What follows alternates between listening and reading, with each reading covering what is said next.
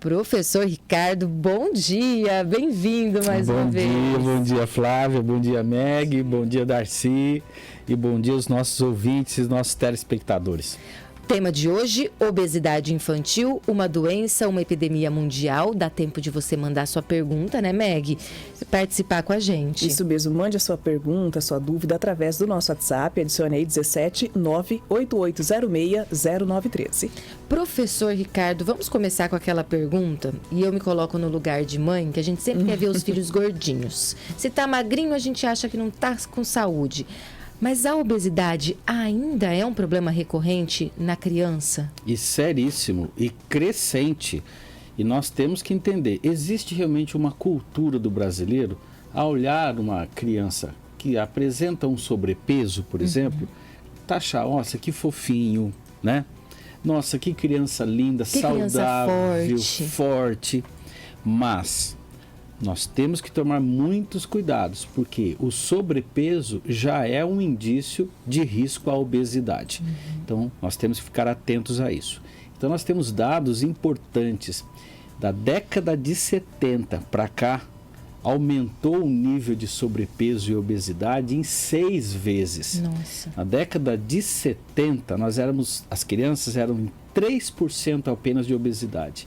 Chegamos em 15%. É muita coisa. Mais de 6 milhões de crianças no Brasil, pela Associação Pan-Americana de Pediatria, de uma pesquisa realizada recentemente pós-pandemia, deixou claro que nós temos esses 15% de obesidade e mais 28% entre 7 até 18 anos, de 28% de sobrepeso. Nossa. Então, são taxas importantes, preocupantes.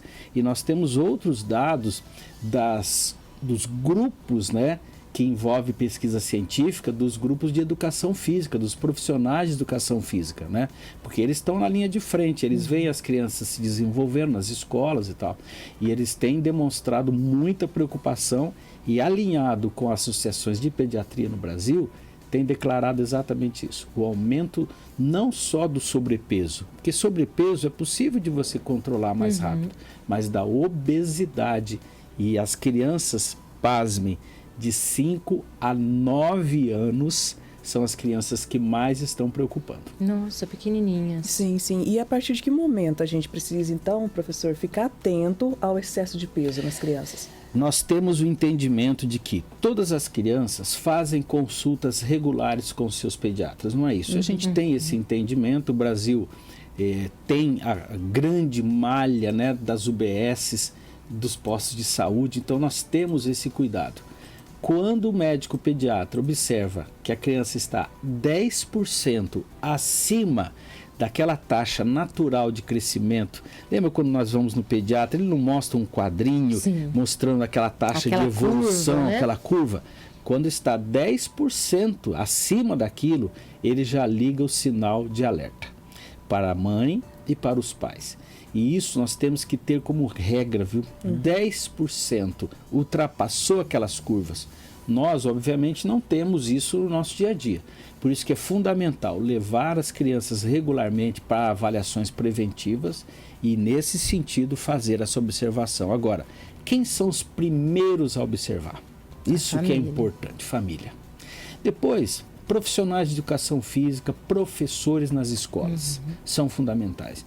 E nós temos que quebrar, Flávio, o paradigma de que obesidade não é doença. Obesidade é doença.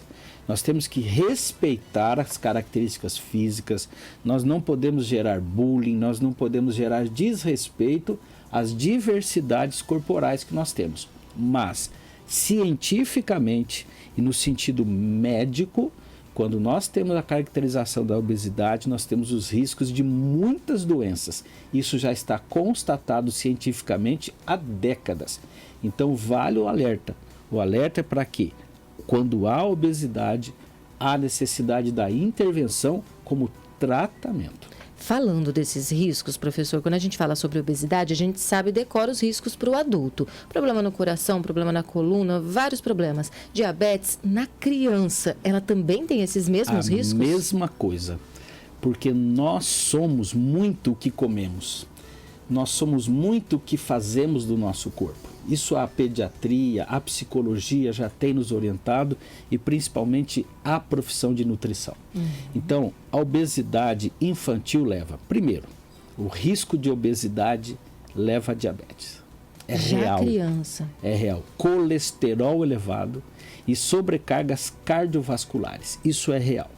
E aí nós temos o outro comportamento mecânico, porque eu consigo, inclusive, gerar riscos de desgastes e lesões articulares nos joelhos, na coluna vertebral, porque o sobrepeso e a obesidade fazem sobrecarga nas articulações que estão em fase de crescimento. Então, crianças podem desenvolver aquelas perninhas mais encurvadas, crianças podem desenvolver pezinhos mais chatos, crianças podem desenvolver alterações de coluna pelo excesso de peso. Mas o que mais preocupa é essa cultura que ao longo do tempo vai incorporando todas essas sobrecargas alimentares, bioquímicas, e o comportamento alimentar vai gerar sobrecargas no fígado, que é outro problema. Crianças com esteatose hepática. O que é isso? É acúmulo de gordura no fígado, que você só vai ter no adulto. Aquele adulto sedentário, aquele adulto que come mal, aquele adulto que é estressado, esse adulto tem grande chance de ter a esteatose hepática, gordura no fígado. Agora, imaginar isso numa criança de 10, 12 anos é muito grave. Então, nós temos que alertar os pais, temos que alertar os profissionais para nos ajudar nesse processo de identificação, avaliação e encaminhamento aos pediatras. Professor, e a obesidade na infância está relacionada apenas a comportamento, alimentação, ou pode ter outros fatores como a genética? Tudo está envolvido, mas grande parte é o comportamento alimentar e hábitos de vida. Mas vamos por partes. Primeiro, comportamento alimentar. Se eu me abasteço de alimentos ultraprocessados, industrializados, condimentados, refrigerantes, açucarados, tudo isso dentro de uma cultura de vida, eu vou ter acrescentado a mim um grau de calorias tão grande que isso vai acumular. Segundo passo, Meg, sedentarismo. Nós temos graves problemas relacionados a isso, porque hoje as crianças estão expostas aos celulares, tablets, televisões, e nós temos que respeitar o tempo de tela. De 0 a 2 anos, celular zero. De 0 a 2 anos de idade, celular zero. Ai, ai, ai. Exatamente. Eu vou dar os dados aqui porque são muito perigosos. De 2 a 5 anos, 1 hora apenas por dia. De 2 a 5 anos, 1 hora por dia. De 6 a 10 anos, 2 horas por dia. E de 11 a 18 anos, de 2 a 3 horas por dia. Ou seja, nós estamos falando de um estreitamento com relação a esse sedentarismo provocado pelo tempo de celular. Agora, eu sou sedentário porque eu não tenho estímulo à atividade física. Qual criança que não quer brincar? Verdade. Então, nós temos que gerar brincadeiras, esportes, atividade física regularmente para sair do sedentarismo. Agora, existe o lado, infelizmente, nós vamos colocar genético comportamental. Uma família que tem o pai obeso, a chance da criança ser obesa é de 50%. Nossa, professor. Pai e mãe com sobrepeso, não é obeso, sobrepeso, ou seja, está acima do peso, não é obeso ainda, a criança tem 100% de chance de ser obeso. Hábitos alimentares, compulsividade, isso vai gerando o risco da criança não ter limites na alimentação, criar um paladar somente relacionado a doces, a glicose, aos açúcares, aquelas tendências, né, a comportamento que me dá prazer. Então eu acabo não tendo um comportamento alimentar, por exemplo, para frutas, legumes, verduras, cereais. Eu tenho um comportamento apenas para os industrializados, que eu gosto e amo, mas não são benéficos para o meu corpo. Agora, tudo isso somado a uma cultura da família pode gerar tanto para o mal quanto para o bem. Eu tenho uma cultura dos pais em atividade, gostam de se alimentar, gostam de se preservar, a criança vai ir no mesmo caminho. E, professor, como que é cultural isso? Ó, vou dar meu exemplo. Meu filho tem 4 anos, nunca tomou refrigerante, foi comer doce aos 3 anos. E às vezes, quando eu ia numa festinha, eu ouvia assim, tadinho, você não vai dar refrigerante para ele, ele vai ficar com vontade. Tadinho, ele não come doce. Como a gente tem essa cultura de achar que quando é adulto, se come muito doce, muito refrigerante, a gente critica. Sim. Se é criança, tadinho, não come. É isso. Nunca provou, gente, não sente falta, não sente, né? Isso mesmo. Então, o máximo que a gente puder dar fruta, dar esse paladar mais natural para ele, Sim. melhor. O cérebro nosso, ele é o nosso principal inimigo nessa hora. Porque se você alimentou o cérebro de dopamina, serotonina e endorfina de forma industrializada, o cérebro vai querer aquilo de qualquer forma. Nós já vimos, por exemplo, nos adultos, nós estamos vendo o sofrimento lá na Cracolândia, nos dependentes químicos do crack, das drogas. Você alimenta o cérebro de drogas e o cérebro vai querer aquilo constantemente. Então, a Sociedade de Pediatria tem nos informado muito claramente, a preocupação é, se você alimenta as crianças com esses alimentos ultraprocessados, industrializados, onde o prazer está muito mais acima da saúde, a criança vai viciar o cérebro dela nisso. E para você tirar isso, é um processo difícil e árduo. Então, o que você realizou é fundamental, desde o início. E eu vou te dar um outro dado.